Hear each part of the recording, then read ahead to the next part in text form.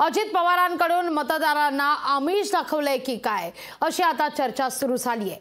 निधी देतो पण कच्चा बटन दाबा असं अजितदादा म्हणतायत। अजितदादा व्यापारी असल्याची टीका यावरून आता विरोधकांकडून केली जाते।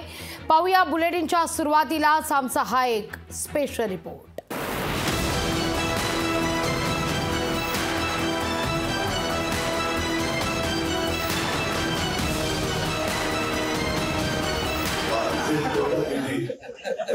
आमच्या मशीनमध्ये पण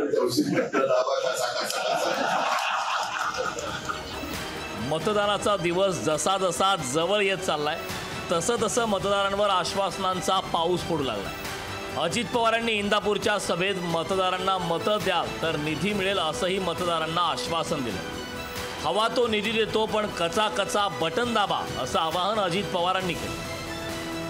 काय लागेल तो निधी त्या ठिकाणी द्यायला आम्ही सहकार्य करू, पण तसं आम्ही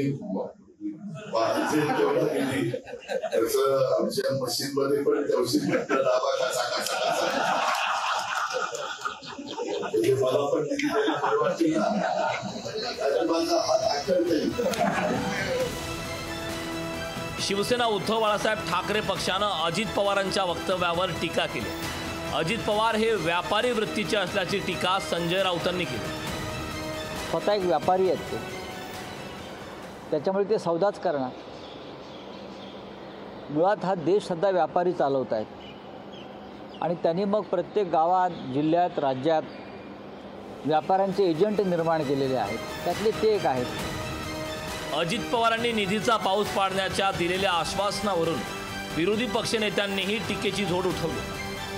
अशा पद्धतीनं खोटे प्रलोभनं, खोटे आश्वासनं, निधीच्या गोष्टी, जसं घरून निधी देणार आहे, कुठून देणार आहे? खासदारांना किती निधी असतो? पूर्ण वर्षभरात 5 कोटी, आमदारांना तरी 12 निधी असतो, पण खासदारांना 5 कोटीच्या वर निधीसुद्धा नाही आहे। आणि अशा वेळेस अशा पद्धतीनं खोट्या वल्गना, खोटी प्रलोभनं दाखवली, मला वाटतं हे निश्चित निषेधार्ह आहे। अजित पवारांचं वक्तव्य निवडणूक आचारसंहितेच्या कचाट्यात सापडू शकतं, पण बारामतीची लढाईच हातघाईची असल्यानं अजितदादांनी संभाव्य कारवाईकडे मुद्दाम दुर्लक्ष केल्याची चर्चा सुरू झाली। अमोल धर्माधिकारी, लोकशाही मराठी, पुणे।